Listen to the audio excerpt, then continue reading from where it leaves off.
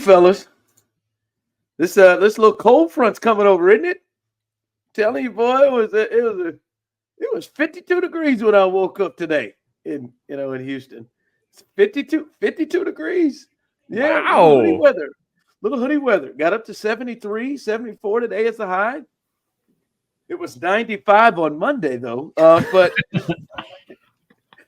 but I enjoy it. I'm not gonna lie to you. Fellas, I think overall I have much better weather than you have. Through the year. I don't know if I entirely agree with that. The summer's down there, man. Depends on how you feel about it. I just say I get jealous of missing the seasons. I really do. I get jealous of missing the seasons. I'm a fall guy.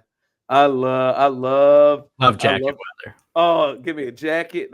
I know you like a good bomber jacket, Steve. For me, I'm a sweater fella. I like the little sweaters that give me little buttons right here that come up. I like to wear a little sweater. I'm a flannel guy. I'm a true convert. I'm officially it's flannel season right now. Oh, love a good flannel. I do. I love a good. Give me good jeans and a hoodie jack. I love it. I love it. Well, I'm a long sleeve fella. I like a good sweater, and September generally is it. It was 101 degrees in September earlier, just last month.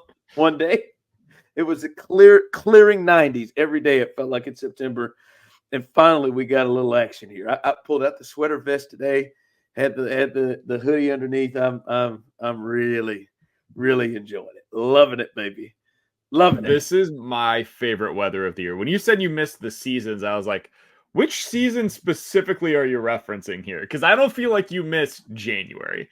Like, January is not a fun time to be in the Midwest. February, not a fun time to be in the Midwest. I don't believe you. Like, you absolutely prefer to be in. No, you don't. I don't. No, first off, don't call me a liar. I know how I feel. You ain't inside this body.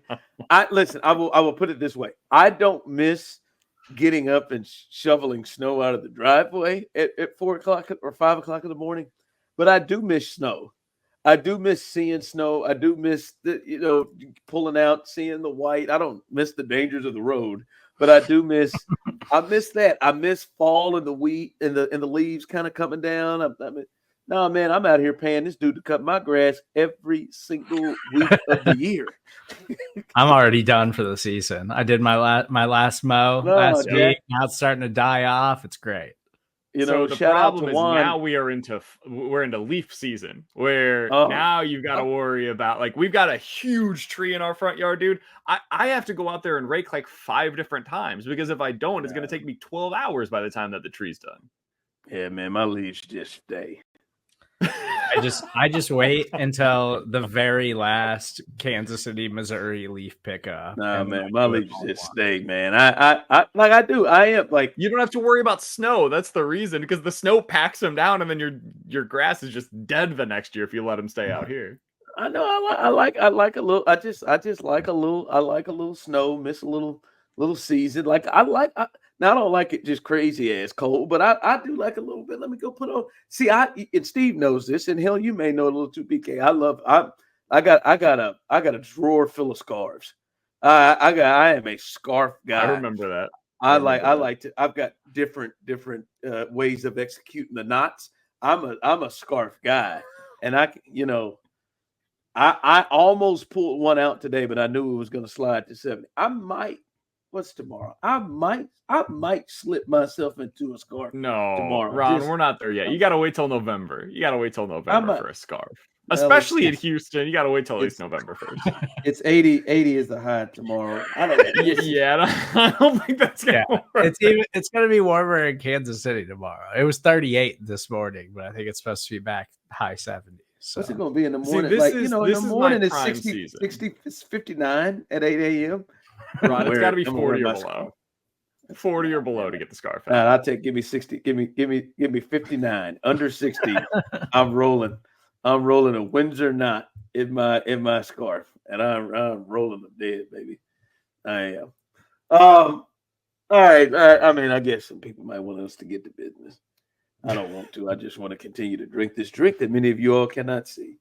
But A part of me died a little bit, fellas. When I saw that the Buffalo Bills traded for Amari Cooper and that they were going to just pay under $900,000 the rest of the way for him on a 1-year deal, and they scooped him up for a third and a sixth, especially knowing that the Chiefs have 2/3 this year, 2/3 to kind of deal with. There's a bit of a frustration because he, to me, made the perfect sense, was the fit for Rashee Rice being out of there. But they said, no, we ain't going there. And there's been reports that they weren't really in on it for whatever reason. So you got to turn the page. I am not one, fellas, that believes that the Chiefs can kind of just keep rolling and they can tie it in their way to this thing. And Juju Smith-Schuster is going to be able to pull off the Juju Smith-Schuster stuff that he was able to do last week, and that Worthy is, and I do think there's going to be growth with Worthy. No, man, I think that they have to make a move. And not a McCole Hardman move, listen. I promise this right now. I'm gonna take my glasses off. I want you to. I want you all to honestly see this. If MVS is the answer, like, we're gonna have some real problems. There's gonna be some furniture moving. There's gonna be some party shaking. There's gonna be some barbecue smokies being shoved down somebody's mouth and their throats. If MVS is, yes, he is available. He ain't the answer. Okay, that ain't gonna fix it. I think they need something more. Time in. I think they need something more than an MVS. So I'm still recovering for them not going after Amari, because that one made too much sense. I'm guessing, and with the reports that they're going to go in a different direction, that they are going to get a receiver, and they're going to add to this. But I'm intrigued to see what they're going to do, because Devontae Adams off the board, nobody really believed that was going to be doable. But Amari Cooper made a lot of sense. Amari Cooper made all the sense in the world. He was the guy to me that felt like the most likely landing spot or landing option, I suppose, for the Kansas City Chiefs at receiver.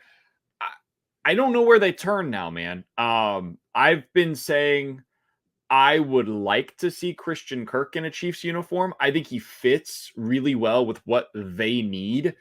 The Jaguars have nothing to play for the rest of the season. So for a lot of reasons, he knows the offense, at least the terminology already, because he's worked with Doug Peterson in Jacksonville, and he runs a version, at least, of what Andy Reid does. So for a lot of reasons, he makes sense. And then you look at the contracts, it's like, oof.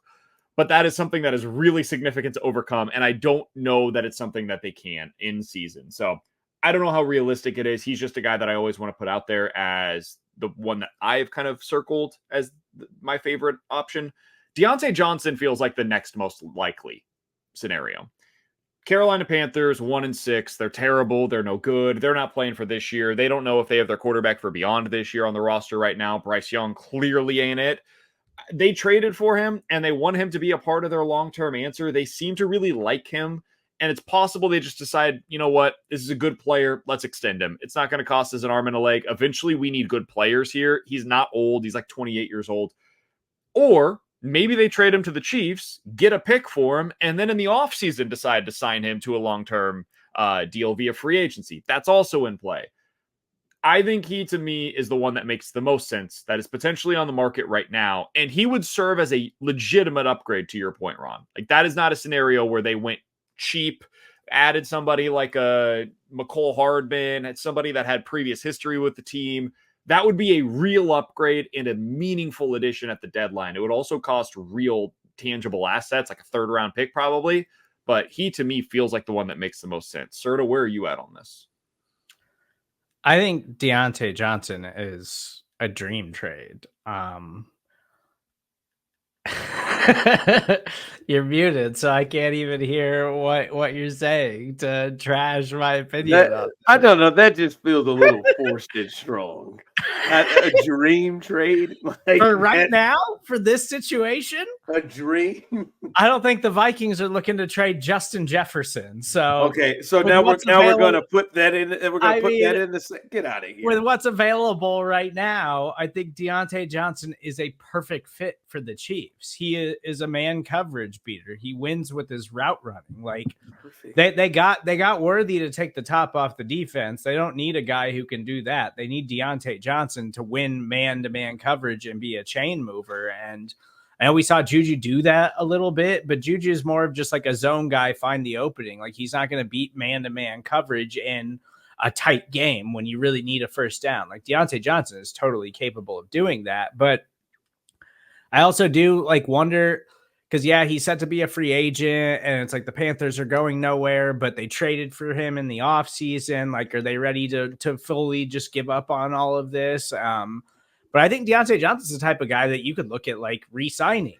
too. Like if you trade for him, he has a good year the rest of the way. Like I'd look at bringing Deontay Johnson back on a 2-year deal next season or something like that. But I just don't know if it feels like it's just not the Chiefs kind of move to go out and do this. It feels more like it's a, hey, stand back, see how things play out, see how the guys develop, and hope that we've got enough. And see what happens later on in the season. Maybe we can bring in a veteran off the scrap heap or something and figure it out later. Yeah, let's chill on the hope we've got. That can't be the thought. Like hope we've got enough. Like I mean, to me, if you're going to be dependent on Juju and Justin Watson, like that's like you can do better. You can do better than that. Like Deontay makes a lot of sense. His youth, I think he can probably play multiple positions. In terms of slot outside, he's been able to do a lot of those things. And I think he would be super motivated, right, with the contract, with whatever, with his age, and to play with this group. And listen, the one thing we also have to understand with the Chiefs, and I know you guys do, is like there is usually something different when you get here and you get to play with Andy and Mahomes. And everything that goes along with the Kelsey orbit and how much attention you get there. Like we see Juju cannot work anywhere else or anywhere or not playing anywhere close to the production level he has when he's with the Chiefs. And then he comes to the Chiefs and it's like nothing ever changed. Like I would look at Deontay Johnson. There have been moments where you're like, maybe he's underachieved a bit. But I think if you put him with Mahomes and with Andy Reid, I think you do see a different guy, but I think that's with anybody. And I think there's some like Mike Williams, he's going to be expendable. I mean, is that something where you feel like you can get the best version of Mike Williams for the cheap with the Jets going after Adams? He's going to be expendable. There's another. Can I be honest? I'm not here for the Hopkins train. That one, DeAndre Hopkins, one's not turning me on at all. I just don't like the fit. I don't like the fit in what they want to do. I think they like versatility and the ability for guys to play anywhere and do different things. Like I could see Deontay Johnson, going on a reverse. I could see Deontay Johnson running fade, dig routes. I don't know. I think we've reached the point of DeAndre Hopkins feels like more name than he does more than what he can do. So I'm off that train. But Mike Williams is interesting because I do think he'd be better than what he's dealing with. I don't think he would have a quarterback that blames him for things all the time like the current quarterback he has. So I think there are some options, but they better make a move quick. Because, that's two that went real quick. They need to jump on this if they're going to add to their receiver room, which I think they absolutely have to. You mentioned most of the names that I think are going to be potentially available. Deontay Johnson is one. We've been talking about him. You mentioned Mike Williams, 30 years old. We've seen what he can do against the Chiefs. I think he would be an intriguing fit. He's just not the style of player that the Chiefs have typically gone with. He's big. He's a little bit more of a plotter at this point. He's a jump ball winner. who's the last receiver the Chiefs had that profiled that way with Mahomes? And that worked out. Like, they've tried a few guys and it just doesn't seem to work out very often. He seems to be more, Mahomes does, of a quarterback that wants to see guys get open and then he'll throw it to them when they're open. Mike Williams is more of a 50-50 ball guy. I'm not sure that he makes sense for them. Hopkins is another. Darius Slayton is somebody with the Giants that is not a great player, but plays outside, can win deep, maybe gives you a little bit of versatility. He's 28 years old. Maybe he's somebody. Demarcus Robinson, I know. He's 30 years old, doing a little something for the Rams right now, whatever. And then MVS is a free agent. He's probably going to be a practice squad next week. So get excited. Again, that better not be the answer.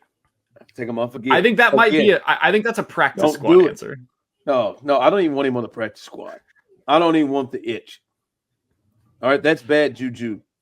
All right, I watched him. I watched the Super Bowl. It came on today. I watched the Super Bowl NFL Network. I still thought he was going to drop that touchdown pass. It looked like it was sliding through his hands when I watched it today. So we've moved past that.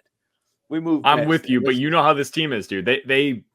There's been reports even as recently as this week where, for whatever reason, right or wrong, Andy trusts the guys that he's been around before, man. He trusts the guys that know the offense. And so in season, they can come in here and pick it up right away. We saw that with Juju. Comes in, picks it up where it left off. It's a different position, but Kareem Hunt comes in, picks it up where he left off. Last year, did it with McCole Hardman. Comes in, doesn't have a big role, but what he does it well, and he ends up helping them win the Super Bowl. I do think there is something to the notion that they could bring back a guy or bring in a guy that has played in this offense or has played in an offense that has similar terminology. And that's why I brought up Christian Kirk as somebody that to me is intriguing, because he does know some of the terminology that exists in this kind of an offense already. I think if I was to make a guess today, who do they trade for? I think it's more of a Darius Slayton than it is a Deontay Johnson, DeAndre Hopkins, Mike Williams. I think Darius Slayton kind of fits their profile of player. He has not played in the offense before, but he's going to come cheaper. He is young. He does have some speed, some versatility, can play inside and out. He helps him with some of their deep ball issues that they've had so far this season. I could see them saying, you know what, we're fine with Juju in the slot. Let's get a guy that can play outside for us occasionally and go with Darius Slayton.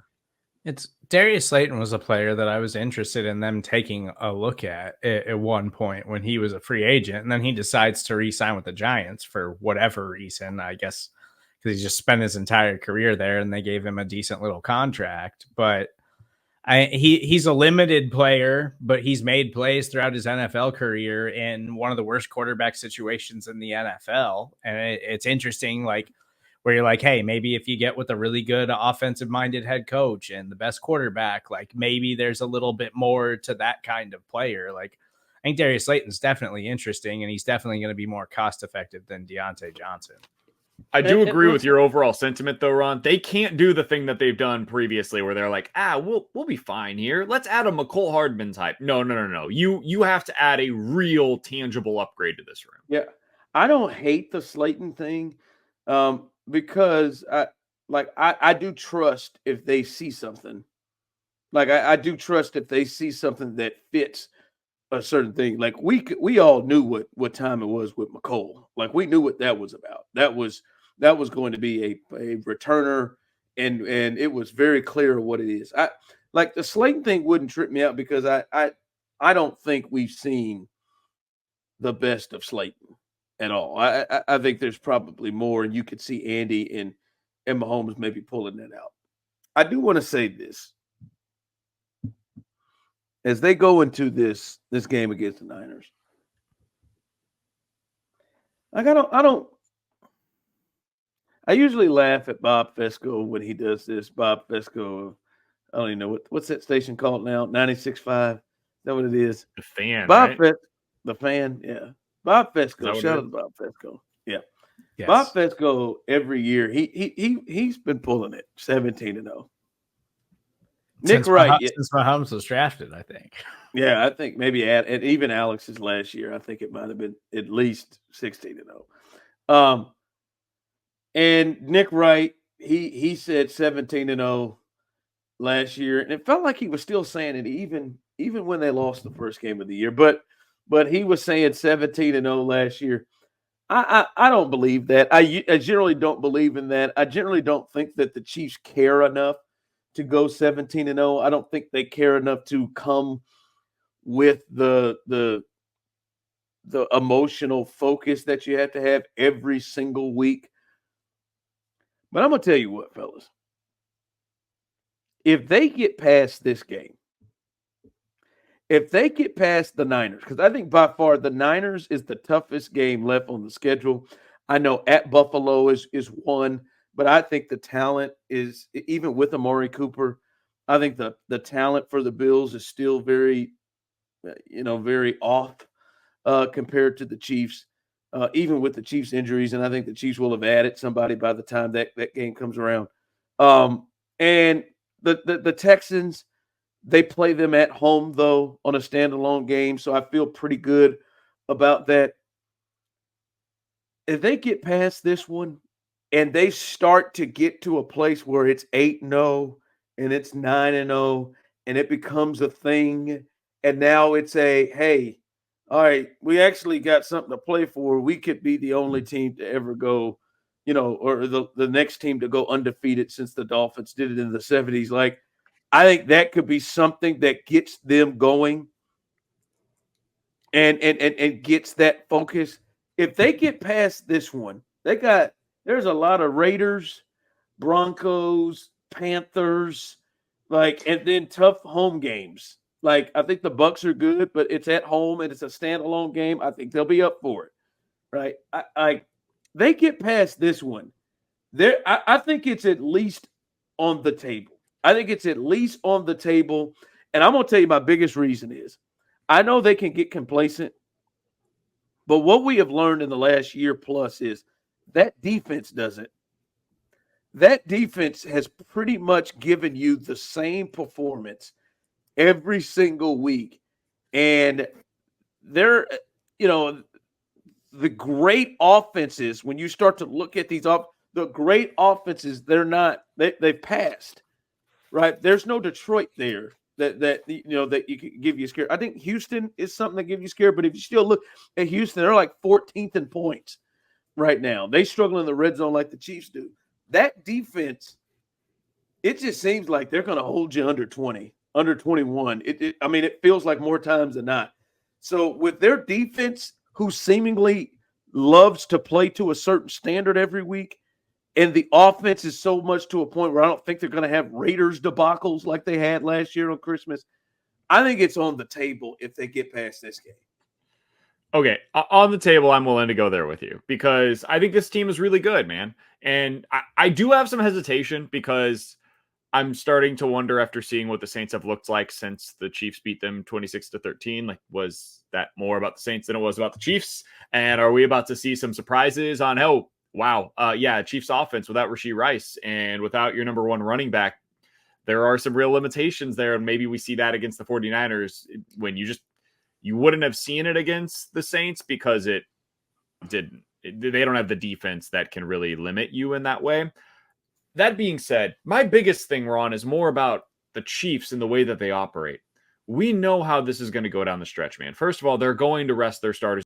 If they're 16-0, they will rest their starters in that game on whatever day it's going to be. I don't know the season against the Broncos.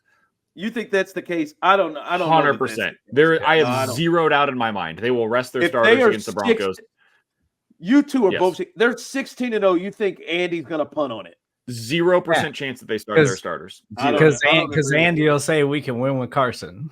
I don't agree with you. I don't agree. Carson. No, I don't think he will rest his starters because he will say the rest is worth more than going 17-0. We're going for history, but it's a different kind of history. We want the three-peat, and the best way for us to get that three-peat is to rest the guys that really need it after we had our bye week in week 6 this year. They will 100% rest their starters. I don't think that's 100%.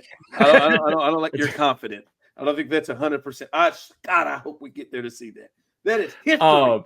Beyond that, though, dude, they go from Sunday game on the road at Cleveland to Saturday game at home against Houston to Wednesday game on the road at Pittsburgh.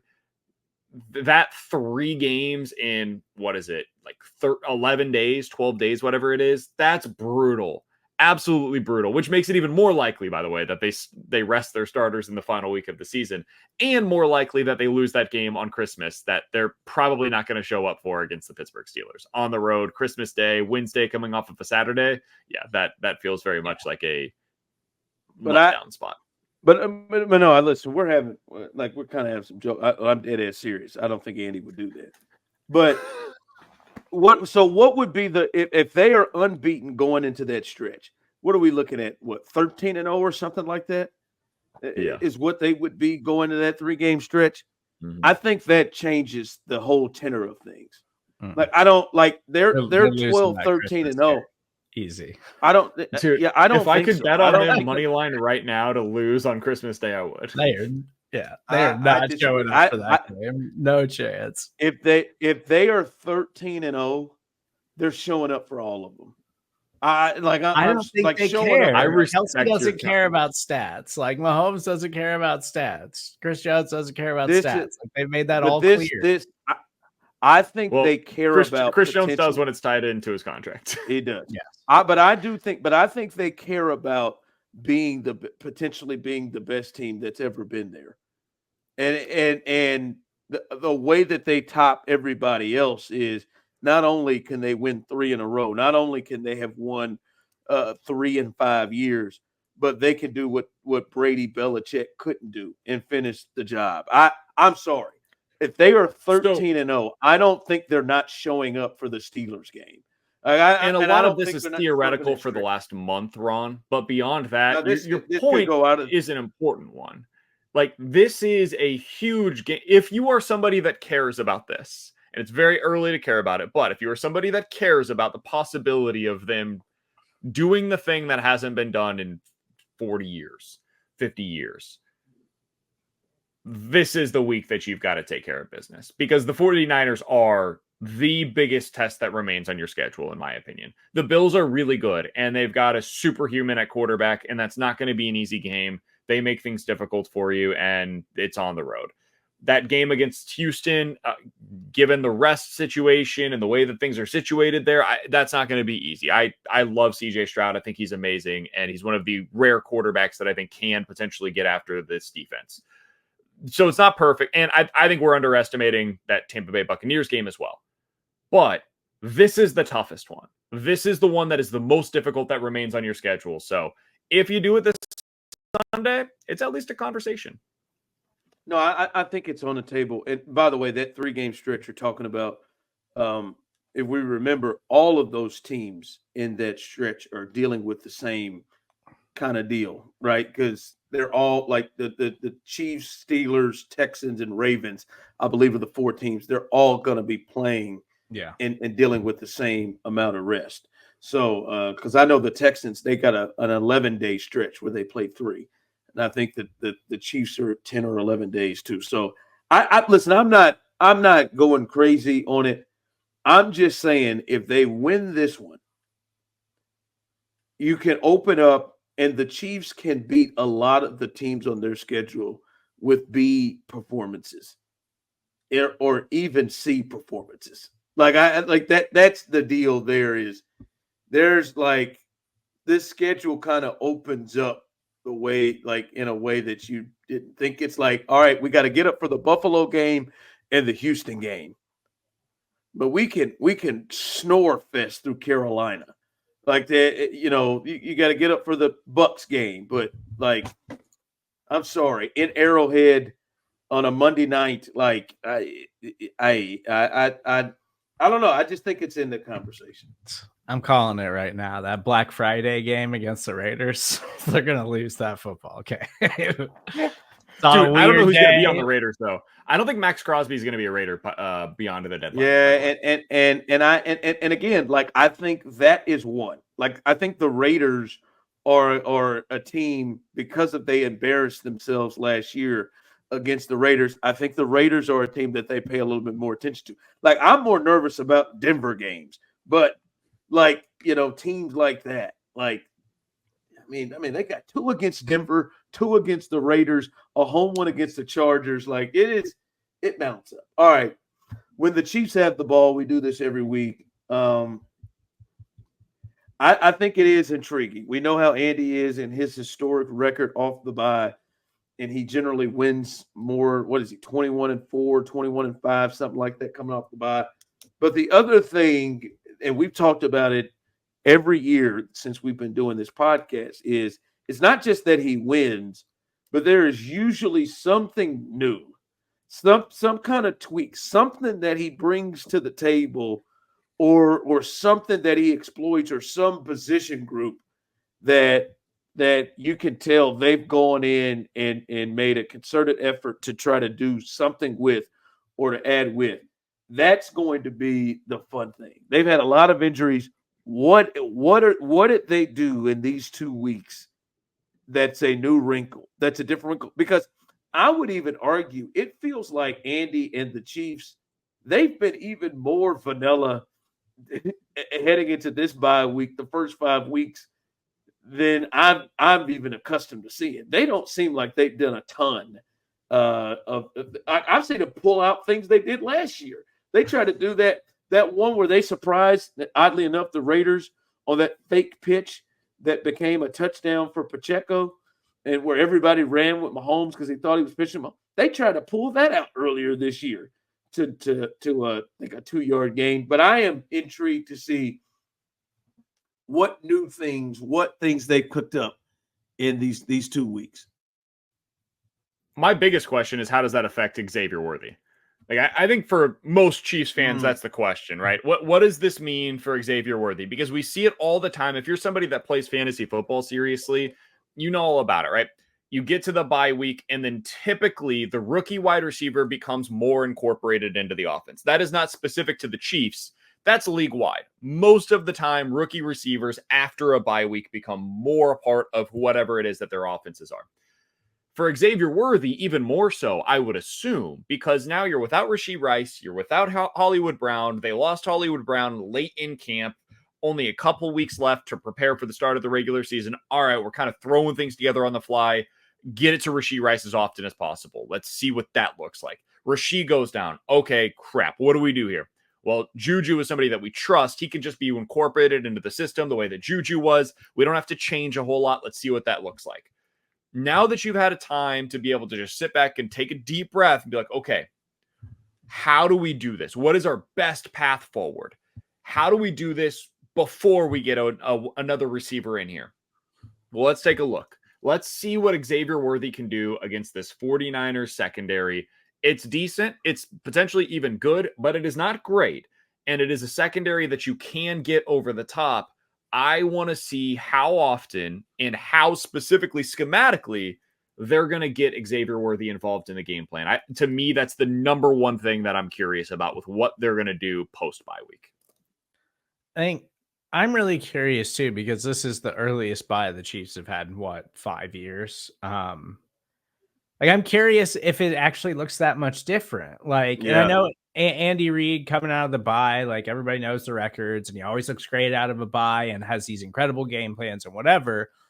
Like, having won this early in the season for the long game that the Chiefs play now, like I'm just curious how much they're willing to show, because even though Andy Reid always says, like, I don't hold things back, I don't do that, we're out there trying to win each and every week. Like, we all know Andy's full of it, and we all know he dials things up late in the season. And so it being this early in the season, I'm curious just what they look like against this team. But this is the situation where he tends to do those things too against playoff caliber teams. Like, he's not afraid to put things on tape against a team that he could see in the Super Bowl, and then he'll try to manipulate that down the line if they see them in the Super Bowl or something like that. So I do think we're going to get the better Andy this week than we had gotten the first few weeks of the season. Yeah, I think we haven't gotten Andy. Maybe we've wanted to get on purpose. I think to the point you're making, I think it's been on purpose. There's a couple of things to me. One, I think this is now the chance that they've been able to take a breath after all of the injuries that they've had with them, to kind of deal with, all right, how do we reshuffle this, and what do we do? Now we got, Kareem Hunt. We're starting to see what Kareem Hunt is. We've got P. Ryan in the system. We're starting to see what he is. We're seeing what Worthy can do. Like I think they've now got a break now for a couple of weeks to figure out. All right, we've got no Rice, we've got no Brown right now, we've got no Pacheco right now. Now we know what we can do. A couple of things also for me is I expect to see some wrinkles off of all of the kind of gadget stuff they've been doing the first 5 weeks with the Xavier Worthy. Like there've been a lot of reverses. There've been a lot of like little screens or things. I'm curious to see. I'm sure there, and I heard Chris Collinsworth say this when they played a game. I bet you got 5 more plays off of that. I bet you we've seen that reverse a lot. The first one of the year where he scored the touchdown. There's got to be a wrinkle off of that. There's something they have added that we potentially may see from that. And like they've been playing a lot with these tight ends. I wonder if that's an adjustment. We've always seen it. Like there was a year where McKinney became a big adjustment in the second half with him in the passing game, and he became a weapon. I feel like there's going to be something. That's what the fun part about it is. What is it? What is it going to be? I just have the feel it's going to be something. And I think like it might not even be so much. I think what you're saying is true. I do think that they're going to have some actions off of what they've shown Absolutely. with Worthy. But I think it even goes beyond that. I think it's more of a, how do they just get him involved in the regular plays? Because most of what you're talking about is like gadget stuff. That's the stuff they could have done with McCole Hardman. I want to see him incorporated into like real NFL wide receiver routes, crossing routes that are going not like 10 yards across the middle where he's going to get blown up by a linebacker. I'm talking about the deep over stuff that Tyreek Hill used to run. Remember that game that they played against the Tampa Bay Buccaneers where it was just the same play over and over again a few years ago? And Tyreek Hill in the first half just shredded them with deep overs all day long. Dude, Xavier Worthy is more than capable of running that stuff. And he was been wide running open. it a little bit more. Yeah, he was wide open. They've had some of them open. They just haven't thrown it. So that's something that I want to see. Use that more often. Let's see if Mahomes becomes a little bit more comfortable with it. To me, that's what I'm looking for, is how they can incorporate him into the structure of what they're already doing offensively. And the Texans do that deep over stuff with Nico Collins and Tank Dell all the time. Like Tank Dell specifically is another smaller wide receiver, but he can get open with his speed and route running ability. Like, why can't Xavier Worthy do that? Are we saving that for later in the season? Like, seems like he could win that way as long as he gets off the line of scrimmage. Yeah. No, this will be kind of fun to see if those wrinkles kind of work. My concern is I hope we get a chance to see those wrinkles work, because my biggest concern in particular to this game straight up is them tackles. Boy, them tackles for the Chiefs in this game. I am very concerned with Nick Bosa, Leonard Floyd, and we understand what Nick Bosa is.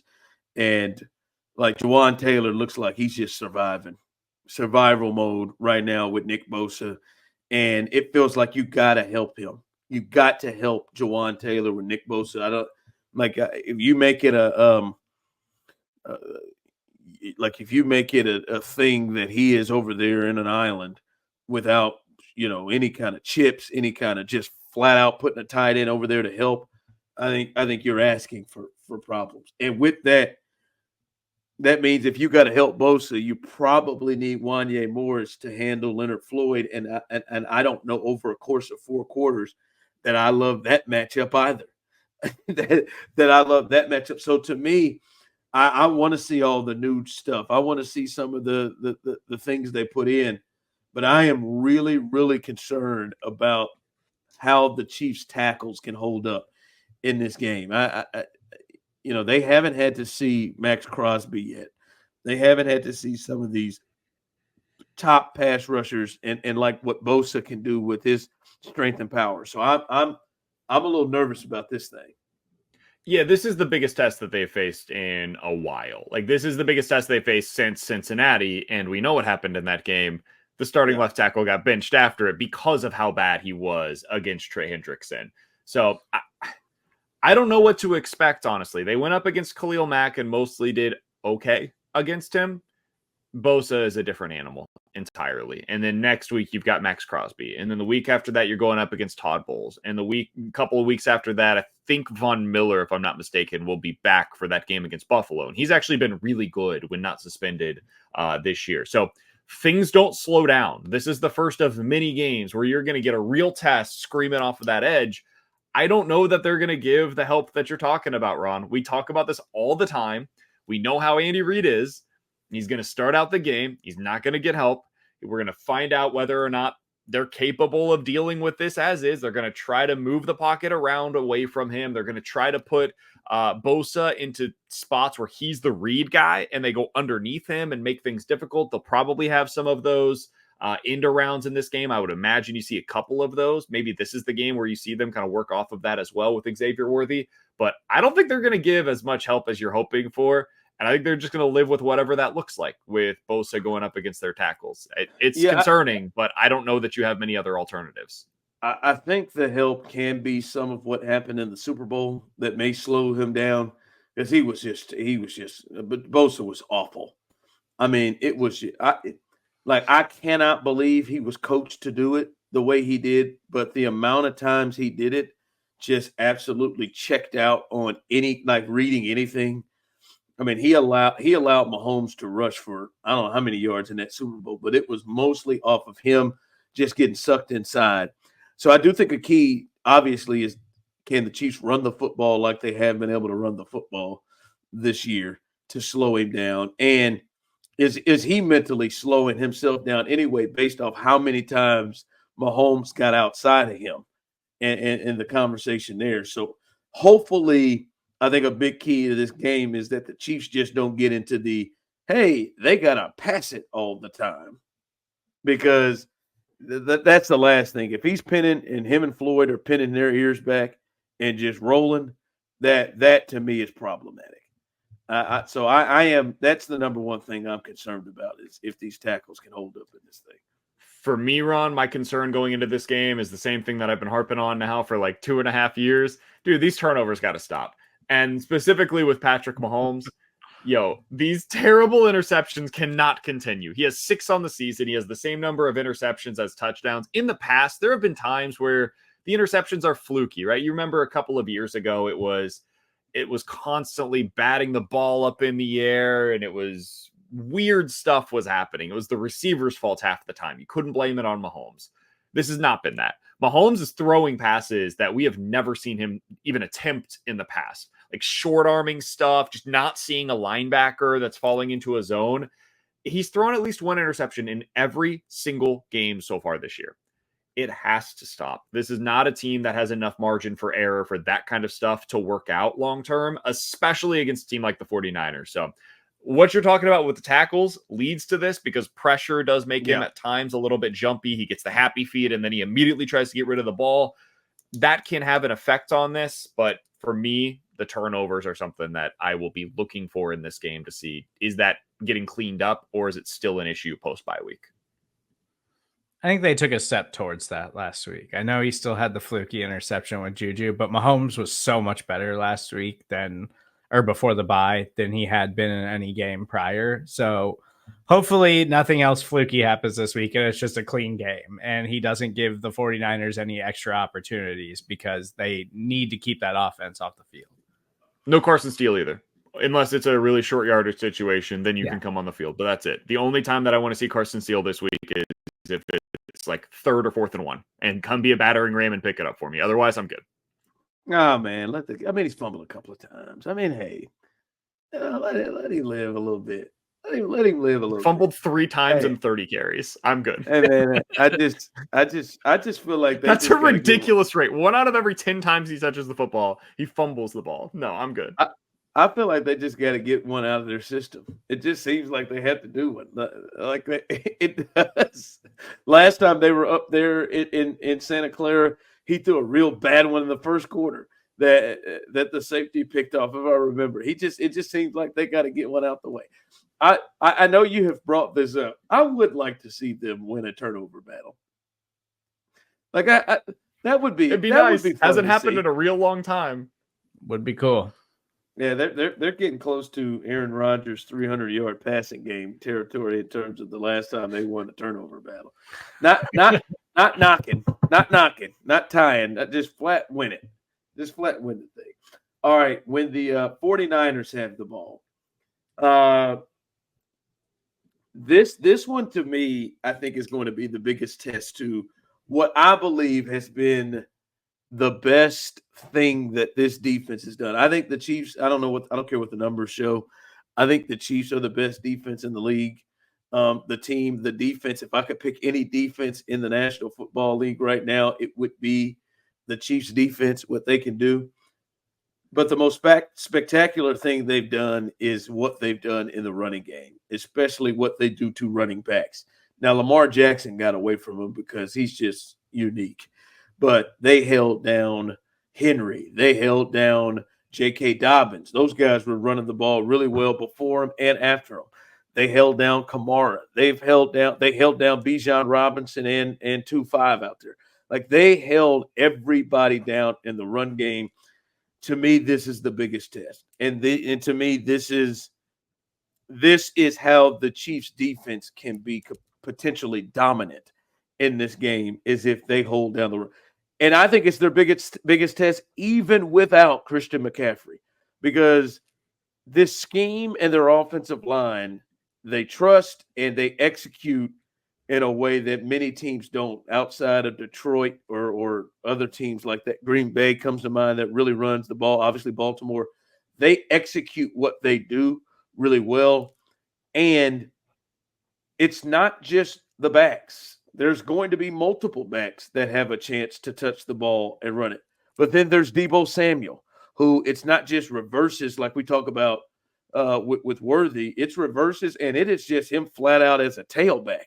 I mean, he may run it 7 to 10 times. Not as much as Christian, since Christian's been there, but Christian's out. They may run it. So they've got a lot of guys. Mason's had a really good start, and they've really done it to anybody. They've run the football. So to me, this is the biggest test to what is the league's best run defense. And to me, if they can stop this, if they can hold the Niners run game like they have held so many teams, like this could be a dominant type performance for the Chiefs. And at this point, man, we're on different places on this, and I hope not. I hope to God that I don't end up getting proven wrong on this. But I don't even have questions about their run defense anymore, man. Like, I don't need them to prove it to me again. I would love to see it. It'll be great when they slow this running game down. But Henry, 13 for 46. Moss and Brown against the Bengals combined, 16 for 65. Bijan and Algier, one of the best running back duos in the league, 23 for 63. Dobbins and Gus combined for 52 yards on 20 carries. We had Kamara, 11 for 21 in that game as well. Running backs just cannot run against this Chiefs defense. Now, I have one disclaimer. One thing that does concern me a bit, a little bit, is I think that one of their defensive ends that's helped them a lot, the Chiefs defensive end that's helped them a lot so far this year against the run, is Mike Dana. He does a really good job. He's not a great edge rusher, but he's really good against the run, sets a hard edge, does all the stuff that you hear coaches talk about, and it looks like going to be out in this game. That doesn't help you here, and that does give me a little bit more concerned because of the limitations that you have with your backup defensive ends in this one. But other than that, man, I think this defense is just really freaking good, and they're going to shut down another running game. If Christian McCaffrey was back there, I would be singing a different tune because he's different than every running back in the NFL, and I would be every bit as worried about him in the passing game as I am in the running game. Jordan Mason does not do that. He is exclusively a runner. He does not help them much in the passing game at all. Isaac Guerrero, who came in there and had an okay game in the last one, he's really just fast. He's more than happy to get dropped behind the line of scrimmage. I think the Chiefs are going to do a really good job against this running game. Yeah, I tend to think the same way as BK. And part of that, too, is that, like, I know Jordan Mason's been tremendous, but yeah, he's dealing with the shoulder injury. He's got the AC joint thing. And it's like, coming out last week, he came back in the game, starts the second half, takes one carry, and then comes out because he couldn't take a hit. And it's like, and then you're going to try to run him out there as like the significant part of your offense against this Chiefs defense that's been dominant at stopping the run all season long. Like, I'm curious to see if he is going to be totally healthy. And yeah, Isaac Rendo looked good last week, but like BK said, he's like a one step burst down the sideline guy. And it's like, as long as you hit him in the backfield or keep him around the line of scrimmage, like he's not a player that you have to be totally worried about. It's everybody in the passing game. Like, they're going to try to run the football. They're going to find a way to try to win that way. But I think the Chiefs' run defense has just been so impressive. Even if Mike Dana doesn't play, like Felix is going to have more involvement in this game, and Turk Wharton's been so good this season. Like, I still feel pretty good about the Chiefs' run defense going into this one, even if Mike Dana's not available. Yeah, I'm not nervous. I'm just saying this is their biggest test, and the different ways that the Niners can execute their run game, and they're committed to it. Like, they're going to. It's not just something they'll flush down the toilet.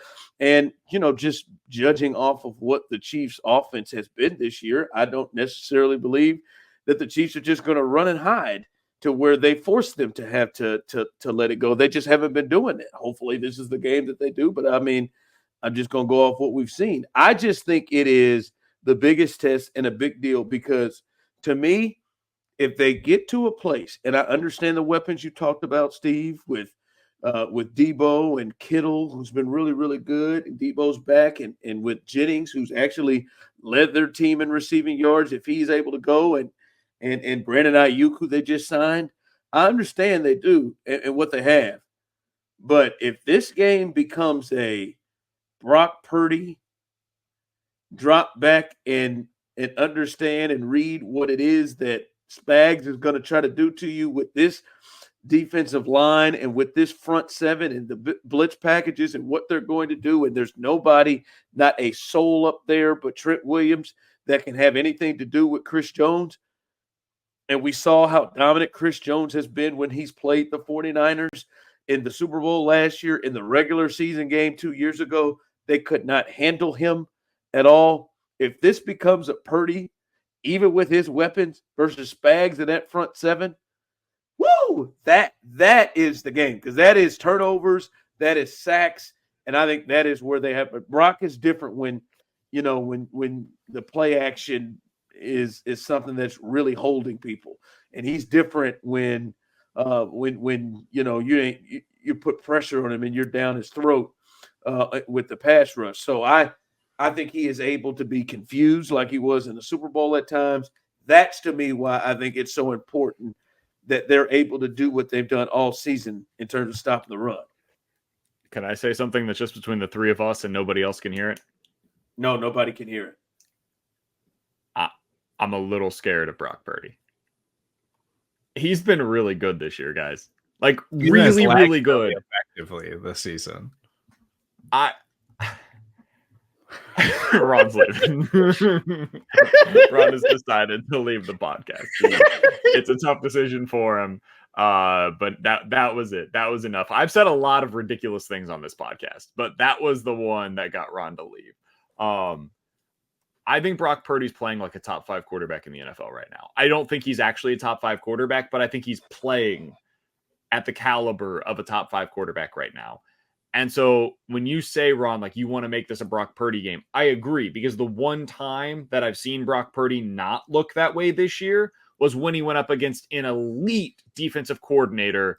Brian Flores had him spinning in circles, dude. His numbers look good in that game. He finished with 320 and a touchdown, 9 yards per attempt. He did not play that way. He had a really rough game, and he was so confused by what was coming his direction. That is what Steve Spagnuolo could do in a game like this. It does concern me a bit that you've got Brock Purdy throwing to George Kittle, who has been really good when healthy this season, and the Chiefs have struggled mightily this year against tight ends specifically. That is the matchup to me. I am way more concerned about that than I am the 49ers running game. I think Brock Purdy's been really good, and I'm terrified of George Kittle. Yeah, I guess I'll just be nice and just say I disagree. I'm not going to say they can't get them. Purdy's gotten better. He has gotten better. Like, he's taken a step in year 3. He am not like a more well-rounded quarterback this season. I am not saying that Brock doesn't. Like, this is the kind of stuff that gets me. because what was this last week? Oh, the Ravens. No, nothing on the Ravens. They didn't do anything from me. But this Brock Purdy guy who went 19 of 35 with 2 picks against the Cardinals. This Brock Purdy guy, I'm telling you, he was good. Okay, all right, fine. I'll just say this: I will completely be happy and comfortable, and I will tip my cap off to Brock Purdy. If Brock Purdy doesn't have a run game, and he is going to just dissect without a run game Steve Spagnuolo and this front seven. And McDuffie and that in the backfield. I will tip my cap off if that is how I think he's Tony Romo 2.0, but don't tell anybody. He's super athletic. He's a little more frisky than you expect. He's making some plays. He's playing outside of structure this year. Like, he's creating on his own instead of relying entirely on answers from Kyle Shanahan's offense. I think he's got a lot of Tony Romo in him. Purdy's not scared, man. He's using those feet, getting outside the pocket, creating, finding Jawan. Be careful what you wish for, all right, Ron? Careful what you wish for. Dropping dimes to George Kittle in the end zone. That Kittle throw was ridiculous. One of the purtiest throws of the year. I'm sorry, that was so bad. If I were in that room, I would take scissors and I would cut all of your stuff up. I really would. That's inexcusable. That's ridiculous. I will say Kittle is a wild card in this. Like, I feel comfortable with the secondary and in the corners, like, especially with this front four and with the front and how he can get pressures. But Kittle is one guy where you could see, like, I don't know if they got a lot of answers. I don't know how many answers they got for George Kittle. That's one guy you don't want to see get loose. Now, I think they've gotten better. I don't think tight ends have hurt them like they did earlier in the year. There's a part of me that believes that was kind of what they were all right with giving up. I would wonder if that adjusts here with Kittle. But he is a wild card in which you don't want to get him because, I mean, the Super Bowl, he was nothing. The Chiefs shut him completely down for the most part in the Super Bowl. But in the regular season game they played against him a couple of years ago, he really hurt them and was somebody that, hell, they even had him covered, and he still made plays. So Kittle, I will say, is a wild card in this game. Now, Steve, I need you to go ahead and grab my music, please, and so we can go over the game that is absolutely sweeping the nation. A little certified or imposter. Some of you may have been going on the bye week, had a little rest there. We didn't do certified or imposter. If you're new to it, certified or imposter, I make a statement. You tell me, hell yeah, that thing is certified, or you say, no, that ain't it. That's an imposter. In this matchup against the 49ers, we know, as we just talked about, George Kittle can be a problem. We know Deebo Samuel's one of the most dynamic players in the National Football League. But what kind of makes them kind of special is Jawan Jennings could be a really good third receiver, and hell, Brandon Ayuk can be a one receiver, and they're all on that team. And this is the certified or imposter. Jawan Jennings is more of a concern for the Chiefs if he plays than Brandon Ayuk. Brandon Ayuk, who led their team in receiving yards last year. Jawan Jennings, who currently leads them in receiving yards this year. Jawan Jennings is more of a concern if he plays on Sunday than Brandon Ayuk. Yeah, worth noting, he's hurt, hasn't practiced so far this week. We're recording this late Thursday night, so we don't know for sure if he's going to be in there or not. But if he plays, imposter. I don't think this is going to continue with Brandon Ayuk. I just don't believe it. He's too good of a player. I think that there's going to be more success similar to what he had against Arizona as we continue along. He had 150 yards in that game. Yep. That's in there. And at any point, it can come out. Juwan Johnson, if you remember in that Super Bowl, was really freaking good, converting like every third down. And he was awesome for them really the entire postseason run. He was a huge player for him. Man, the guy that has that kind of upside that Brandon Ayuk does, that's the one that scares me. That's the Jamar Chase type. That's the guy that can go out there, get 12 targets, 150 yards, just totally breaks the game wide open. I don't think Juwan has that kind of upside in him. He did have a monster game a few weeks back. Juwan Jennings, when he was the centerpiece of that passing offense. He's had a monster start to the season.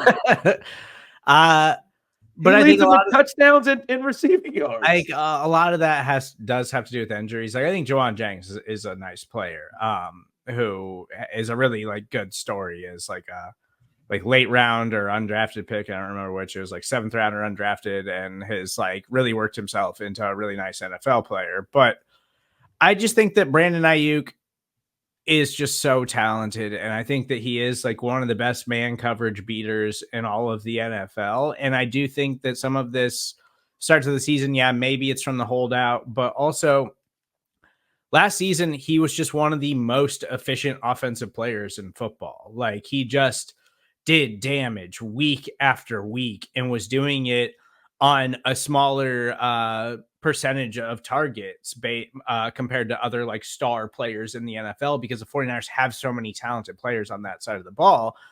And so we probably should have inevitably seen some of that coming back down to earth a little bit this season. And I think overall, like the 49ers offense, it like hasn't been quite as explosive, hasn't been quite as dynamic. Christian McCaffrey not being in the lineup probably has something to do with that.